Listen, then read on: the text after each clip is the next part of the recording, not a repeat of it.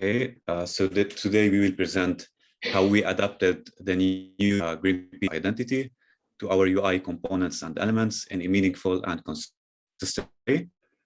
So starting with the colors, we extended our color palette, and we did some adjustments and tweaks on our needs because we found out in practice that some colors didn't work well with the context of our project.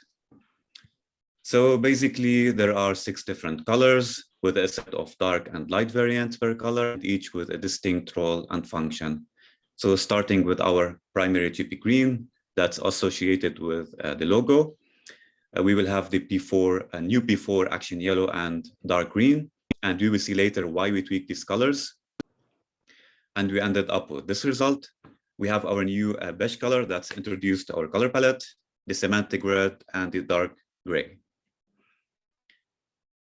So here are the 2 colors, the dark green and action yellow, that Magali already she mentioned in the new guidelines, new identity guidelines.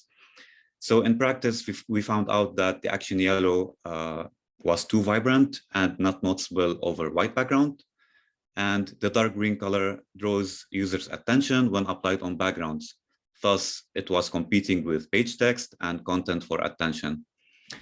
So to use the action yellow and dark green effectively, we had to tweak these colors so that they become more usable and less overwhelming to the eye.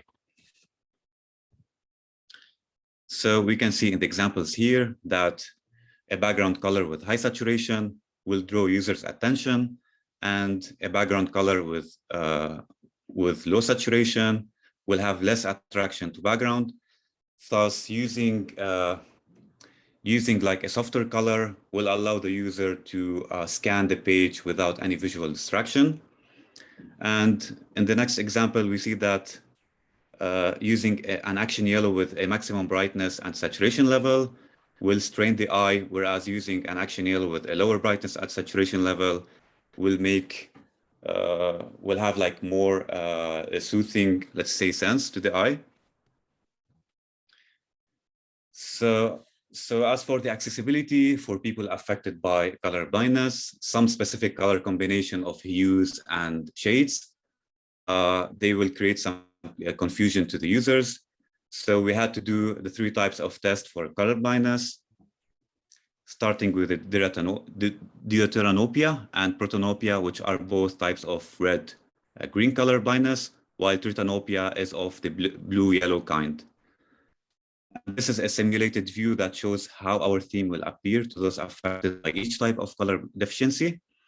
And for the results, none of the 5 swatches are flagged by conflict lines, and all are perceived differently, meaning that they are distinct and users can easily distinguish them. And also we did some accessibility tests for the text and the background. So in general, we use high contrast for good readability. The text and icons meet legibility standards when appearing on colored backgrounds. And we support the accessibility level 2 for the web content accessibility guidelines, which requires a minimum of 4.5 contrast for text and icons.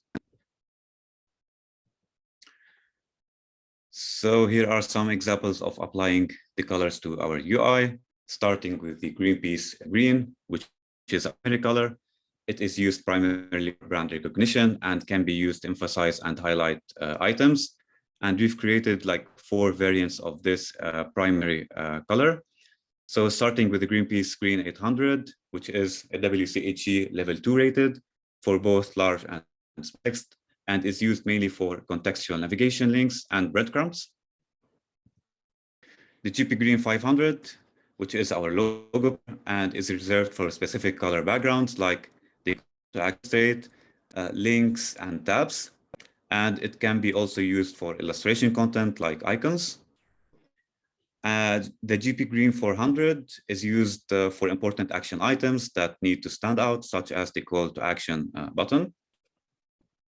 And we will be using the lighter variants of our primary green color for the background color of the tags. The GP Green 200 will be used for the hover state of the tags button, and the GP green 100 will be used for the passive state of the tags button. And as for the usage guidelines, use the color GP 800 only for text, or as a background color that is paired with text.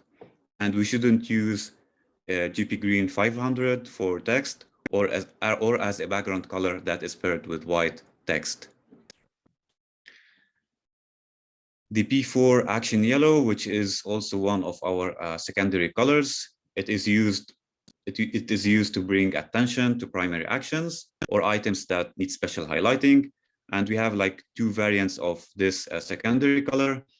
So the P4 action yellow 500 could be used for certain action items that need to stand out, such as the donate button. And we will be using the action yellow 600 for the background color of the hover state. And we could use also the lighter variant of the action yellow for, let's say, quite important information, such as the background color of the call out boxes. And as for the usage guidelines, we should only limit the use of the P4 action yellow 500 for specific action items to achieve visual hierarchy on the same page. And of course, we shouldn't use this color for the text or as a background color that is paired with white text.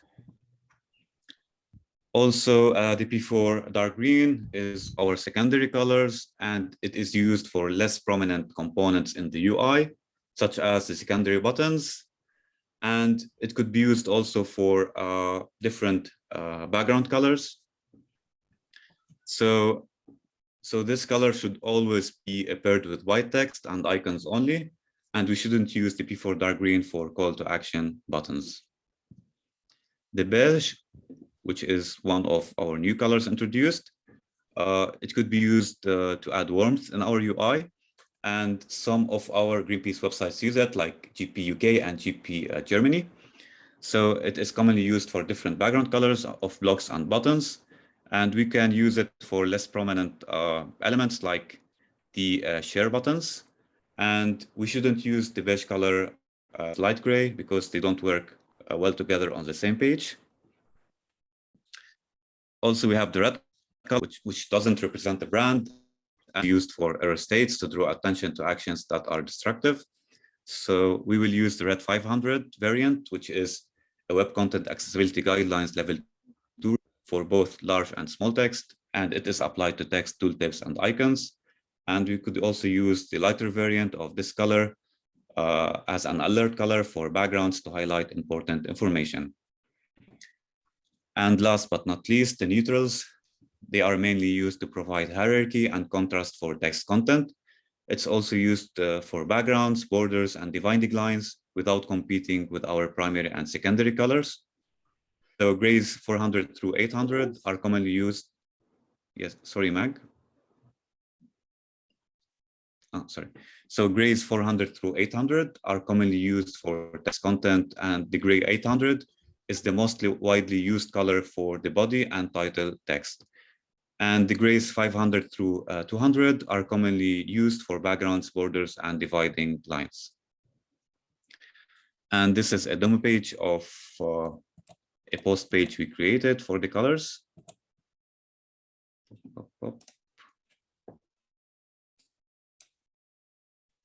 Okay, so starting with the P4 action yellow, that's applied on the donate button. The dark variant of the primary green applied on the breadcrumbs and the contextual navigation. The beige color for the share buttons. This is the new style of the links.